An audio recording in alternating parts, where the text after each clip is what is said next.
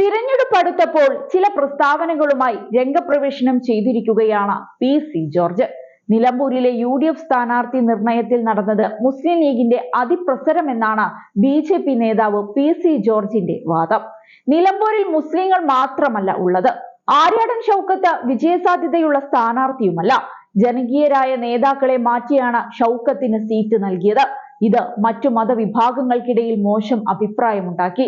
അത് ഷൗക്കത്തിന് ഗുണം ചെയ്യില്ലെന്നാണ് PC. George തുറന്നടിച്ചത്. BJP ജയിക്കണമെന്ന് പറയുന്ന തനിക്ക് UDF ഇന്നയാളെ പരിഗണിക്കണമെന്ന് പറയാനാകില്ല. മലയോര മേഖലയോടും കർഷകരോടും ഉത്തരവാദിത്തമുള്ള സ്ഥാനാർത്ഥിയെ കൊണ്ടുവരേണ്ടതായിരുന്നു മര്യാദ. ഉപതിരഞ്ഞെടുപ്പിൽ BJP മത്സരിക്കും. 6 മാസത്തേക്ക് തിരഞ്ഞെടുപ്പ് നടത്തേണ്ട കാര്യമില്ലെന്നാണ് BJPയുടെ നിലപാട്. ഉപതിരഞ്ഞെടുപ്പ് കൊണ്ട് ഒരു ഗുണവുമില്ല. ഒരു MLA സത്യപ്രതിജ്ഞ ചെയ്ത് 3-ാം പക്കം വീണ്ടും തിരഞ്ഞെടുപ്പ് നടത്തണം.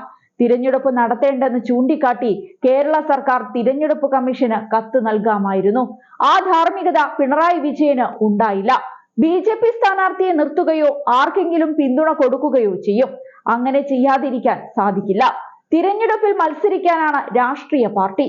ജനങ്ങളുടെ പിന്തുണയോടെ അധികാരത്തിൽ വരാൻ വേണ്ടിയാണിത്. അതല്ലാതെ മത്സരിക്കാതെ വീട്ടിൽ കയറി ഇരിക്കാനാണോ എന്നും ജോർജ് ചോദിച്ചു. BJP CPM ബന്ധമുണ്ടെന്ന് പറയുന്നത് അബദ്ധമാണ്. അത് പഴയ ചരിത്രമാണ്. രാജീവ് ചന്ദ്രശേഖരാണ് ഇപ്പോൾ പ്രസിഡന്റ്. ഭാര്യാബന്ധം വെച്ച് പണ്ട് വോട്ട് കച്ചവടമുണ്ടായിരുന്നു. ഇനി അത് നടക്കില്ല. BJP പ്രവർത്തകർക്ക് വോട്ട് ചെയ്യാൻ നിലമ്പൂരിൽ സ്ഥാനാർത്ഥിയുണ്ടാകുമെന്നും പി.സി. ജോർജ് മാധ്യമങ്ങളോട് പറയുന്നുണ്ട്. അതേസമയം നിലമ്പൂരിൽ വന്യജീവി ആക്രമണം ചർച്ചയാക്കി UDF തിരഞ്ഞെടുപ്പ് പ്രചരണം കൊഴുപ്പിക്കുകയാണ്. വന്യജീവി ആക്രമണത്തിന് ഇരയായവരെ നേരിൽ കണ്ടും വനംവകുപ്പ് ഉദ്യോഗസ്ഥരുടെ പരാതിയും പരിഭവങ്ങളും നിരത്തിയുമാണ് UDF സ്ഥാനാർത്ഥി ആര്യാടൻ ഷൗക്കത്ത് പ്രചരണം തുടങ്ങിയത്.